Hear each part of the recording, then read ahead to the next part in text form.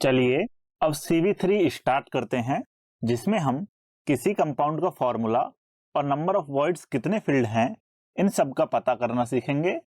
इसके साथ साथ टेट्राहेड्रल और ऑक्टाहेड्रल वॉइड्स की लोकेशंस का भी पता करेंगे। सबसे पहले हम आयनिक सॉलिड्स में आयंस की पोजीशंस का पता करते हैं। नॉर्मली आयनिक सॉलिड्स में बड़े आयंस जो कि यूजुअली एनायंस होते हैं वो क्लोज पैक्ड स्ट्रक्चर फॉर्म करते हैं। मतलब जो एनायंस होते हैं वो यूनिट सेल्स के कॉर्नर्स पर या बॉडी के सेंटर पर या फेसेस के सेंटर्स पर प्रेजेंट हो सकते हैं, और जो छोटे आयंस होते हैं वो यूजुअली कैटायंस होते हैं, वो वॉइड्स को ऑक्यूपाई करते हैं, जिनकी लोकेशन यूनिट सेल्स के अंदर कहाँ होती है वो हम अभी बाद में पढ़ेंगे। और यदि ये कैटायंस काफी छोटे होते हैं तो ये टेट्राहेड्रल वॉइड्स में ऑक्यूपाई हो जाते हैं। यदि ये काफी बड़े होते हैं तो ऑक्टाहेड्रल वॉइड्स में ऑक्यूपाई होते हैं। लेकिन सारे के सारे ऑक्टाहेड्रल या टेट्राहेड्रल वॉइड्स ऑक्यूपाई नहीं होते हैं, तथा इन टेट्राहेड्रल और ऑक्टाहेड्रल वॉइड्स का कितना भाग ऑक्यूपाई होगा यह कंपाउंड के केमिकल फॉर्मूले पर डिपेंड करता है। चलिए टेट्राहेड्रल वॉइड्स को एक FCC यूनिट सेल में लोकेट करते हैं। हम एक CCP या FCC यूनिट सेल को 8 स्मॉल क्यूब्स में डिवाइड कर सकते हैं। तो इस प्रकार से जो एक सबसे छोटा क्यूब है उसके अल्टरनेटिव कॉर्नर्स पर एटम्स प्रेजेंट होंगे और टोटल उस स्मॉल क्यूब में 4 एटम्स होंगे, और उन चारों एटम्स को मिलाने से एक रेगुलर टेट्राहेड्रॉन बनता है।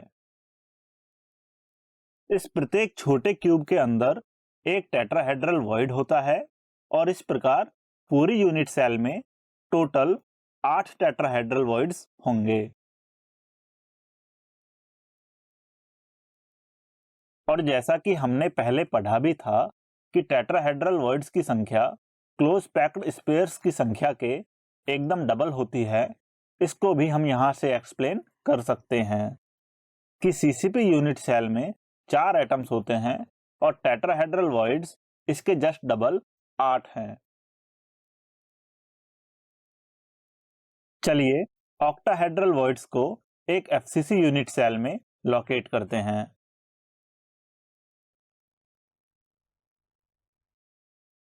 यहाँ जो FCC यूनिट सेल दिखाई गई है उसका बॉडी सेंटर अनऑक्यूपाइड है और चारों ओर से फेस के सेंटर्स पर उपस्थित 6 एटम्स से घिरा हुआ है,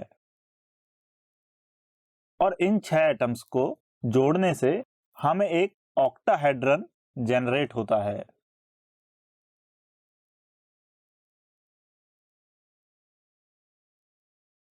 जो हमारा ऑक्टाहेड्रल वॉइड्स होते हैं उनमें से एक वॉइड इस यूनिट सेल के बॉडी के सेंटर पर और एक एक वॉइड सभी बाहर एजेस के सेंटर्स पर उपस्थित होते हैं।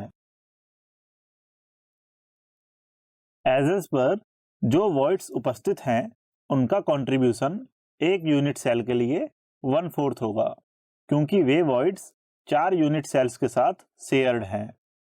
तो total number of octahedral voids will be equal to 12 into 1/4 plus 1 which is present at body center, which is equal to 4.